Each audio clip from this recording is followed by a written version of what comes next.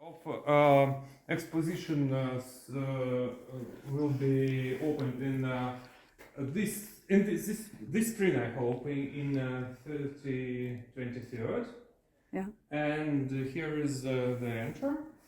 The first three halls is just one space about the famous Freemasons. Here will be some artifacts connected to Cagliostro, the Cagliostro, you know, it's Balsamo.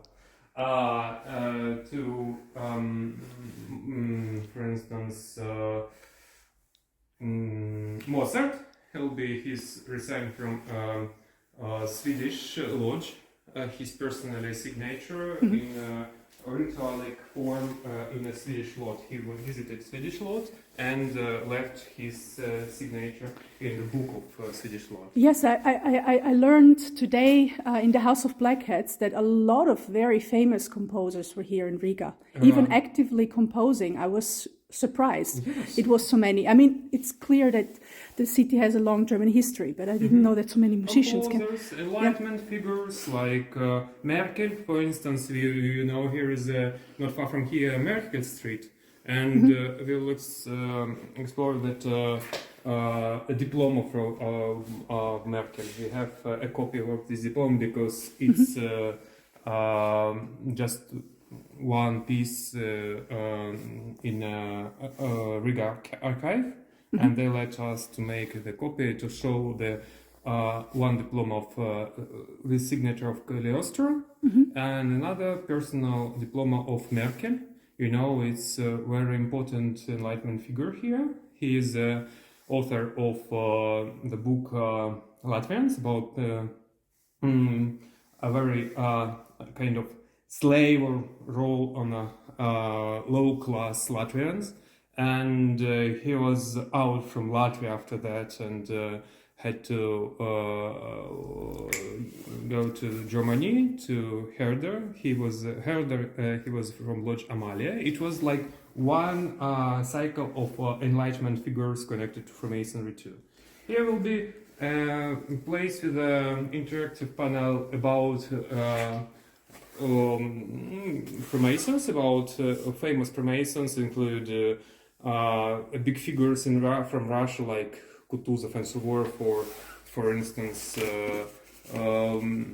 presidents of America, about Latvians, about Lithuanians, Estonians, famous Freemasons. Yeah, because here we have some artifacts from America, and most of them are from United States and Great Britain, connected to kings, to presidents. I will show it's in the collection place, this artifact itself. And yeah, because I think it's important to tell this to people. I mean, Freemasonry has a bad reputation, but at the beginning, from what I understood, the Freemasons were really the people who were looking for enlightenment. They were the free thinkers, very often the rebels. That's why the church hated them so much. And one of the reasons. This topic exactly will be shown in the last hall of our exposition, about in anti-Freemasons hall, in a halls about propaganda. And you know, it's works on both sides. Most, I think, powerful propaganda of Freemasonry is anti-propaganda. You know, this funny story about Jewish who read anti-Semitic newspapers, and his friends asked him, why do you read anti-Semitic newspapers? He said, in our newspapers we have just a problem, but here we are most rich people, we control the world. It's very good news. Okay, that's actually really, yeah, Jewish jokes are cool. This work anti-propaganda of Freemasonry, because in Freemasonry itself, it's just forbidden to be advertise itself. It's forbidden to make a propaganda of Freemasonry. Anti-propaganda do it besides Freemasonry, you know, very well. It's a ritual place, you know. It will be like that. It will be like that. In each square will be apron of Freemasons. 19th century, 18th century aprons. Aprons. We have a big collection. You will see it. But here we have to open this wall because it was a lot of water inside. We had to fix it, and that's why the process is stopping. It's really a lot of tubes going to neighbors, and we have to, like, you know, to fix every problem with neighbors to do these tubes. It's process just took about half of a year for this construction. It was already ready for walls, but we have to stop it because a very wet air.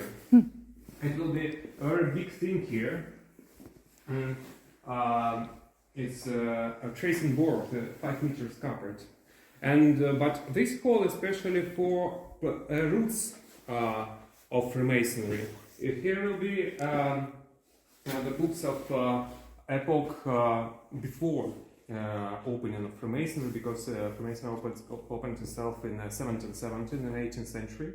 But here will show books from 15th century incunabulos of humanist figure, important just people who had a very big role in Freemasonry ideology, in Freemasonry understanding of the world, include Christianic Kabbalists like Pico della Mirandola or Ficino, and people who involved like Reformation in church because they were affected to make some changes in Christianity after exploring antique sources about and agnostic period sources of the first 3 century of our era. And Reformation itself is about reading of the Bible. The Bible in at the table of Freemasons.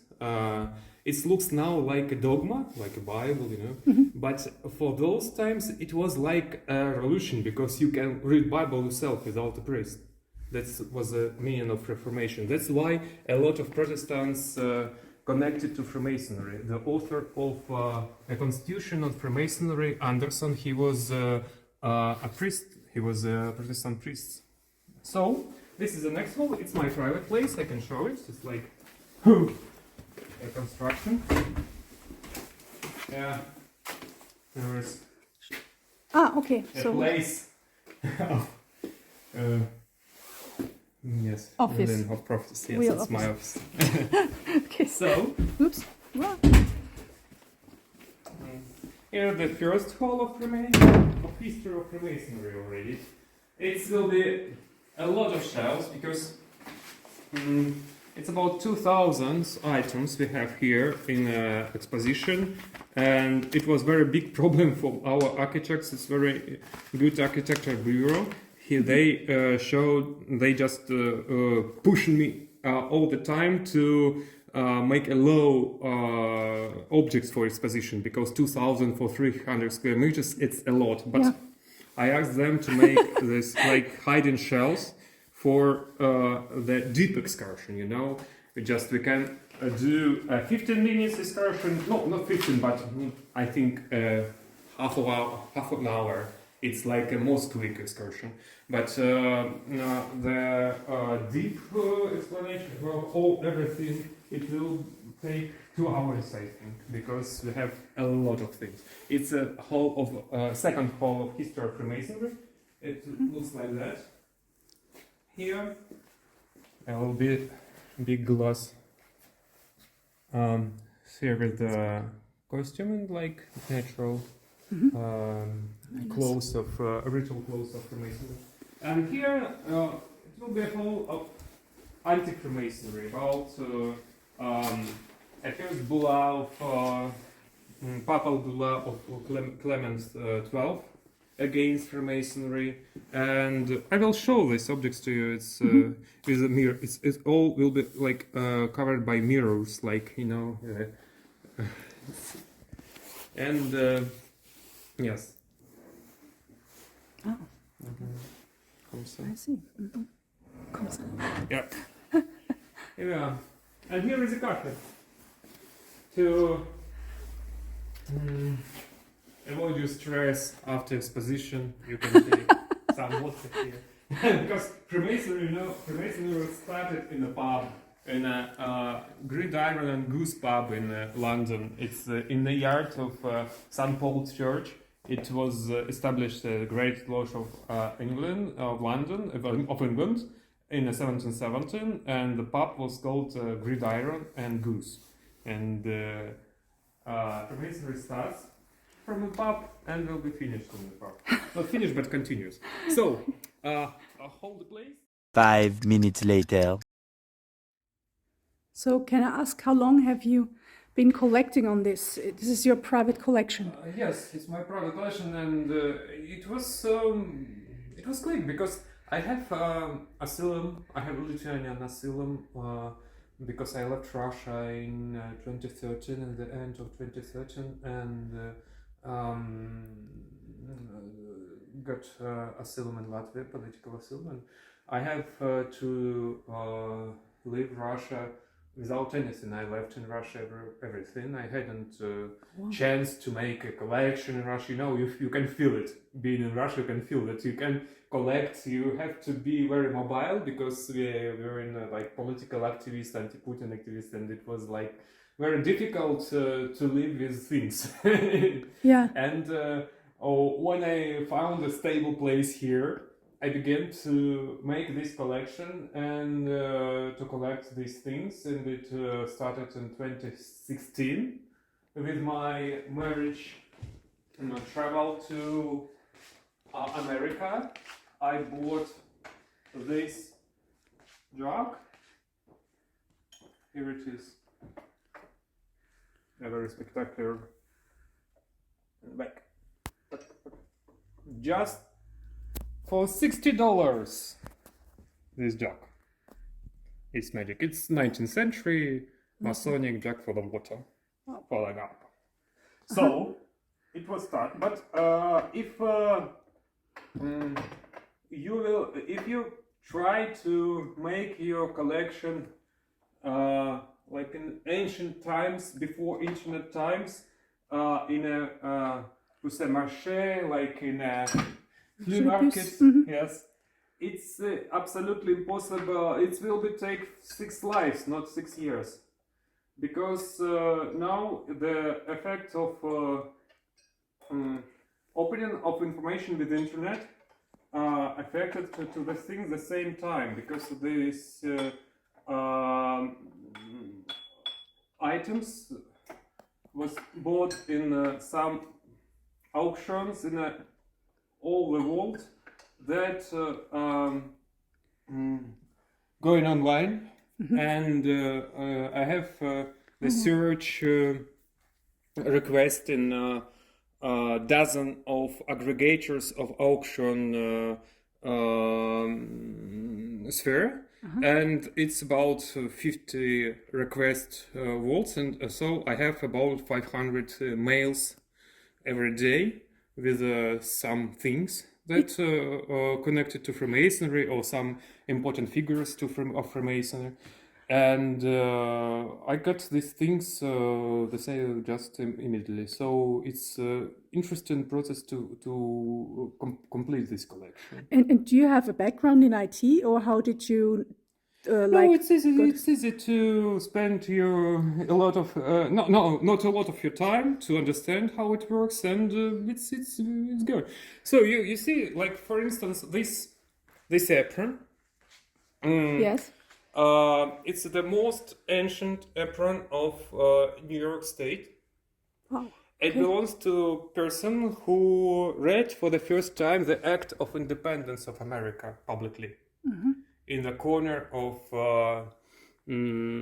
Broadway and somewhere in Albany, in the city of Albany, New York State. It was the first time reading of Act of Independence in July of 1706, you see? Cool. And these aprons belong to him. It's very interesting that I find it, and it was very sad for New York Lodge. They want it back, but I want them to come here to see my museum first. So here is, for instance, the first constitution of the lodge was founded by Rudyard Kipling. Here is his name. And this constitution they took in 1921, and it's French constitution, it's French one. Then they resigned them in a kind of British Masonic register, and this constitution was annullated. But we find the first constitution of Kipling Lodge. It's very interesting. Here is Count Cagliostro. I spoke about him. We have the type of ritual of manuscript, ritual of 18th century. He works on it. It's Lodge d'Adoption, because Lodge d'Adoption, it's about the lodges that involved women. It's Masonic ritual with women, because So mixed lodge. yes, it's mixed lodge. It's the first Cool. mixed lodge, and Lodge d'Adoption. It's was very wide in France, in about around Ludovic XVI. We're speaking about revolution. We show, for instance, this French diploma of some brother, and here is a signature of Guillotin. You know Guillotin, yes, Dr. Guillotin. And we explained that these anti-Masonic rumors that revolution made by Freemasons to destroy high society and to make just one thing rule the world, the money. It's, you know, it's the most like most well-known myth about Freemasonry. But we'll showing this ritual Lodge d'Adoption, and explain that around Ludovic XVI it was a lot of lodges, and the revolution process looks like one Freemasons cut heads of another Freemasons by the gadget of the third Freemason, you know, of Guillotin. So it's absolutely destroyed this myth about Freemasons' rules of revolution. This is one of my favorite symbols. Yes, you know, we have, I think, we think that it's effects of Jesuits in French lodges, because of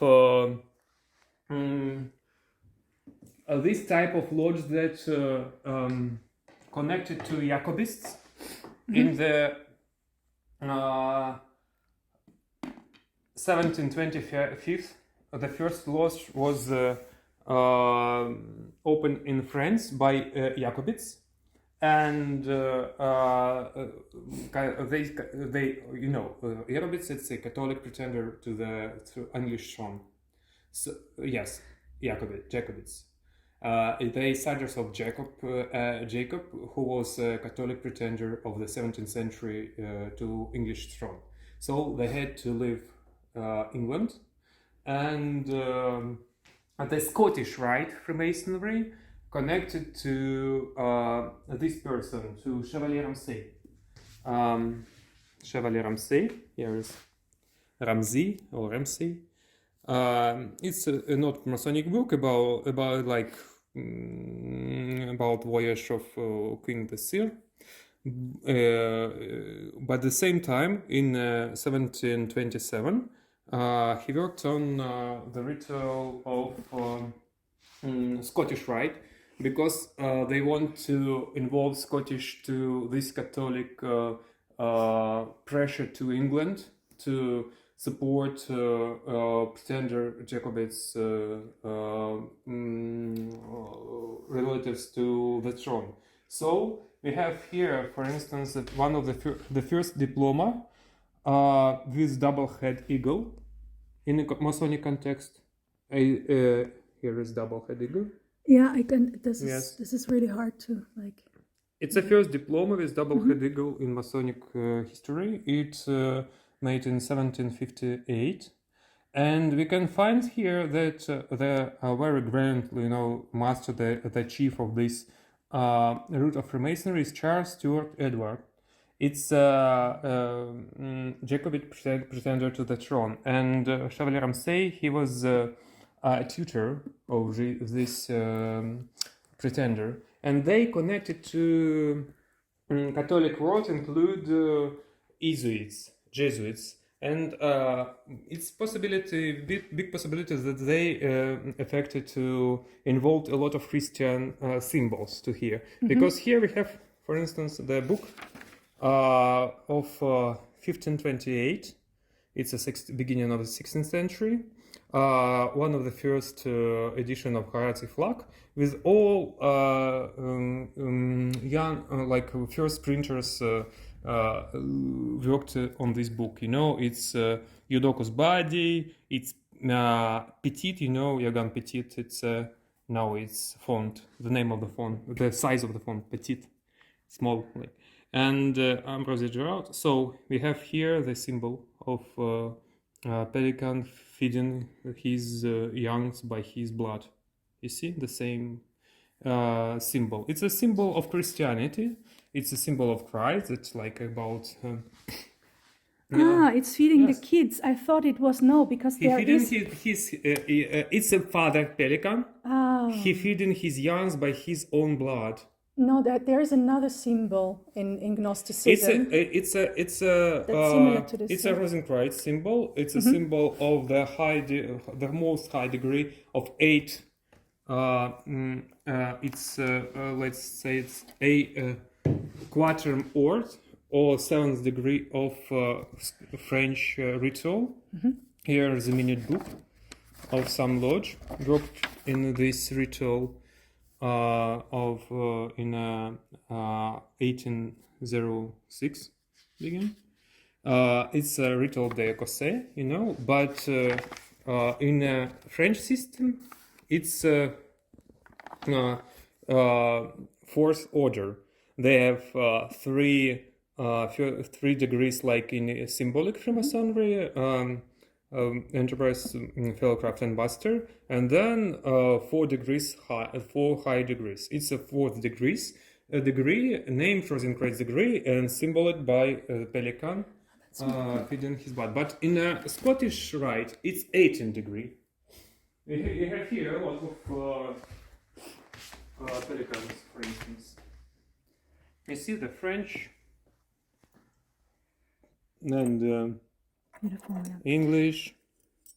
Have you seen all like that? Have you been to Tallinn? It's Rosenkreuz degree. They have a lot of really nice orders of Freemasonry also in Tallinn in the Order Museum. Okay, so of course I know them. Yes, I know them, and I have some archives for about the history of Estonian Freemasonry connected to his ISIS lodge. Yes, and here is Lithuanian. So many.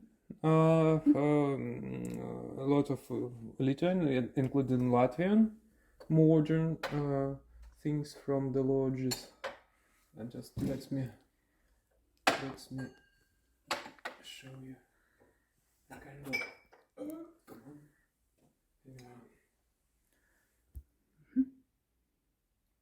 It's modern Latvian lodge. And you asked about Latvia, so it was the first two guys that had Masonic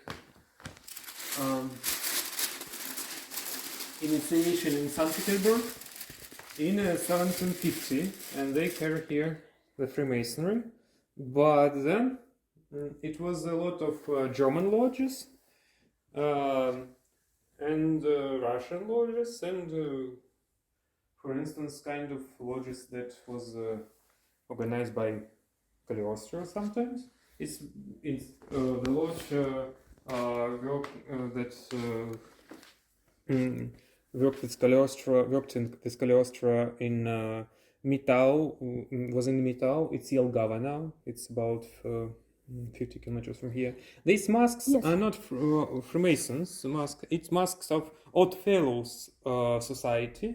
It's like proto-Masonic society that affects to a lot of rumors about Freemasonry. For instance, here the god, and it's kind of rumor that initiation to Freemasonry connected to some higher like riding the god, but not. It's from Odd Fellows. Odd Fellows has this kind of funny operation with the god, with a model of god, and they really write they guys on the god.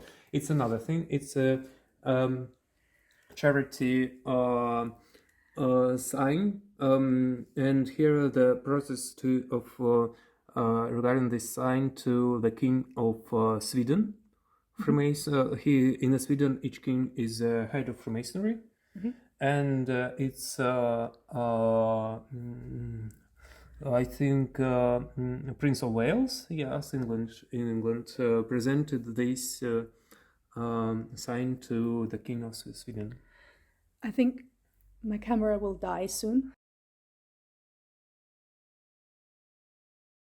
Oh, by the way, we have here a very good edition of Reichlin. He's first not Jewish teacher of Hebrew. It's the second edition of his base of Hebraism. In preface, he said that he can't. Nobody can understand Bible in Latin translation because each symbol in Hebrew has its own meaning, its own digits, its own symbolism, like Yod He Vah He, like name of the God. And you can't understand Bible, don't reach Jewish, and you have to know Hebrew. And this is the first Hebrew textbook, like grammatic and textbook. And it's the second edition by Sebastian Münster. You know, Sebastian Münster is very interesting figure of humanism. He is the author of Cosmographia. He is German, and he wrote about Riga also. It's it's kind of part of Germany. It's edition of 1542, and here is about Riga, about Livonia. Yes, and it was a very big book about everything, about politics, about biological knowledge, about zoological, etc. So,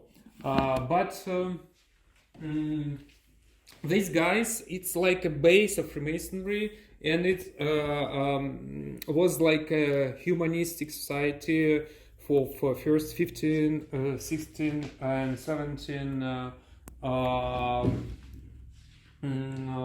Century, and in 17th century it began to be like a more structured in Rosenkreuz society. For instance, we have here a first edition of a chemical vision of Christian Rosenkreuz. It's 1616 by Strasbourg. It's Christian Rosenkreuz chemical vision. It's in, you can see it. It's a alchemical novel and a third manifesto of Rosenkreuz. Do you know it? I know that Rosenkreuz, but I don't have too much. Yeah. Chemical. Can you read it?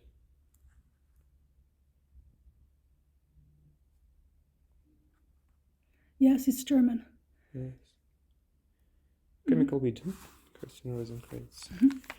So, and it's affected to all Freemason society, because the first Freemasons are from England. They are No, first Freemasons, first London Freemasons was initiated into Freemasonry by Scottish guy. We know it's in the 17th century.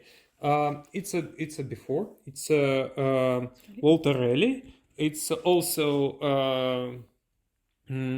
like beginning of kind of this humanistic and magic society. He was a American traveler. He brought tobacco and potatoes to the old world, to the England. He named state of Virginia in the name of his mistress. Okay. Now we know Queen yeah. Elizabeth I. Okay. He was a friend of Elizabeth I. Yes, and this book he wrote already in prison, being towered in 1614 by James the First, who came to the throne after Elizabeth I. And the first edition of this book was destroyed by James I because he recognized himself in this figure. He's because it was like rumors that he's bisexual because Elizabeth I was like a strong woman, and they told like Elizabeth Rex erat Jacob Regina. То есть Elizabeth was a king, Jacob was a queen, yes. And he imprisoned Walter Raleigh because he wanted to make a peace with Spain, but Raleigh, in some of his traveling, had to fight with Spain, and it was, and he hadn't find the gold, etc. You know this story about El Dorado? It was a story covered by Walter Raleigh. He was a friend of John Dee. John Dee is astrologist and magus of Elizabeth I. Then he was a tutor, by the way, of son of James I, and he suggested to make a wedding of his daughter Elizabeth, another Elizabeth, with Pfalzgraf Friedrich I in Bohemian Pfalz. And it's was kind of symbolic Christian Rosencrantz wedding, because it was a connection with Protestant England and Protestant Geophiles of Germany and Bohemia, and it pushed the 30 Years' War, by the way, and they had to go to Netherlands, and then when it wasn't any predecessor, any pretender to the throne in the 8th century, be not Catholic, they found just a grandson of Elizabeth, of daughter of James I, George Hanoverian. He began a Hanoverian epoch in England in 1714. Mm-hmm. It's a Gregorian epoch that was supported by a lot of democratic procedures, you know. So it's the first edition of History of the World by Walter Raleigh. But yes. First, Freemasons connected to English Society of Royal Society. It's the first academy of the Garter. We know about this. Yes. And after Order of the Garter was rewarded to the Friedrich V, you know, after his wedding. So this is the most detailed story about Order of the Garter, and I think he took a lot of things for Freemasonry from the rituals and symbolic of Order of the Garter. And it connected to the Society of Scientific Society, first Scientific Society. First, it was Invisible College around Bacon. Mm-hmm. Invisible Society, Invisible College. Mm-hmm. It comes from New Atlantis. It's Rosencrantz utopia, you mm-hmm. know. New Atlantis. Francis It's Bacon. about the ideal state with some invisible that control it and giving a knowledge to this. And they organize invisible college like a society of people who like was like a first scientist. And then they organize the first Academy of Science named Society Regia. And the most of founders of the society were first Freemasons. Include Christopher Wren, the great architect of London. Includes Morey. Includes Boyle. You know the Boyle law in physical, in chemical. And Elias Ashmole. He made the first personal museum, by the way, in London. So.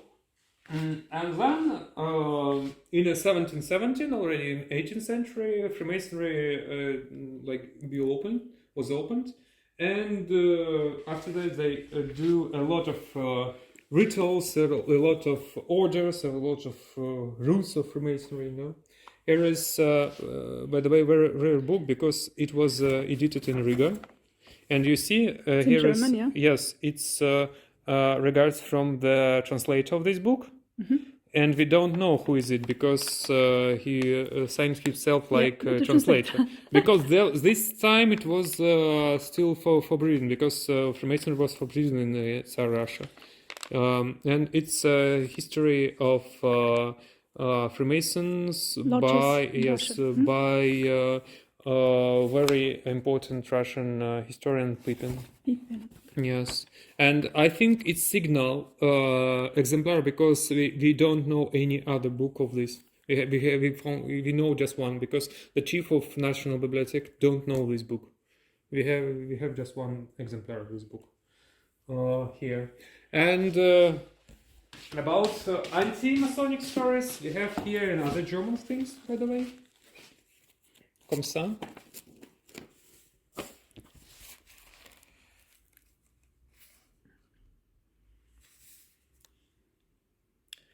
It's Moravian holy letter. It's a sign that he is not Freemason. Yeah. And it's began from the first time that Hitler's party begin to be in power in Germany from 1931. Here is the story of some guy who wrote to the lodge that he has to be resigned from the lodge because he find the job on the state, like railway industry was a state industry, and he hadn't to be. He must not to be a Freemason.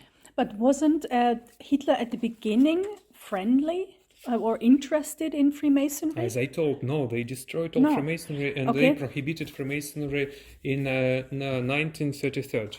I thought it would be similar to Putin, that there's an interest, but Putin do more kind of clever job for this, and he just used this part of Freemasonry, and he just the same figure as a Hitler, but he he's like all the time in life. By the way, it's a German one. It's a ritual of New Hope Order. It's from New Brandenburg or Brandenburg. They assigned a lot of people to this order. It's 18th century, no, it's 1776. Okay. And it's like Illuminati order. They just begin to do it, but it wasn't continue. It's like proto-Masonic order with its ritual, and it's just only one. What is this kind of writing? It's Chiffer.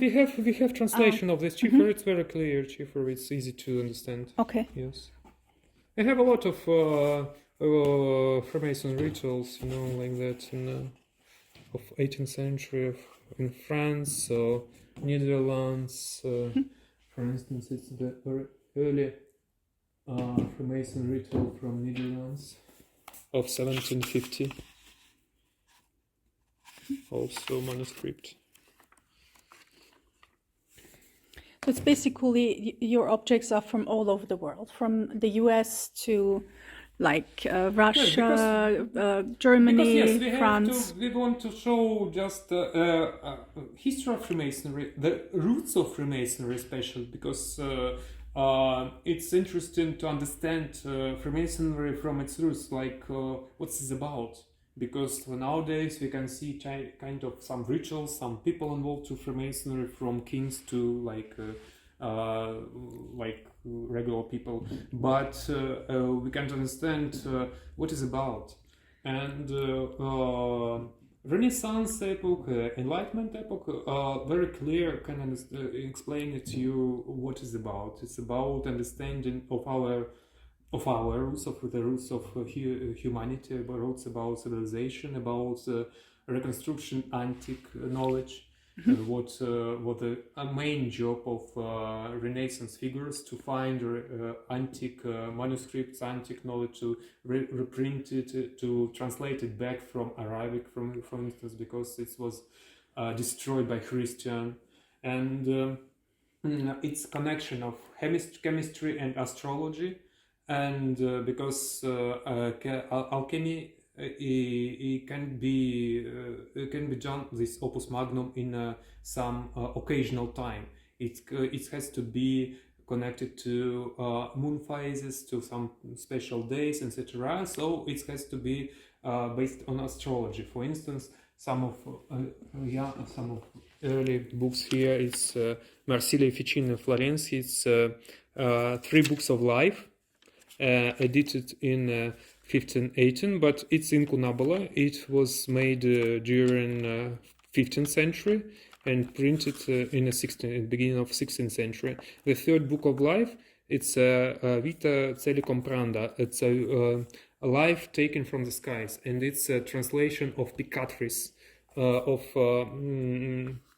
Picatris' Arabic grimoire, about making amulets, about astrology and chemistry. It's connected. It's kind of one science. It was a one science, and Masonic rituals comes from ritual of alchemistry and astrologist. We have here, for instance, the Solomonic ritual connection is very clear for me. Solomonic, specifically, it's about Bible. Yes, it's another. It's a like Christian Kabbalist, like Pico della Mirandola, but connected to alchemistry. For instance, it's just one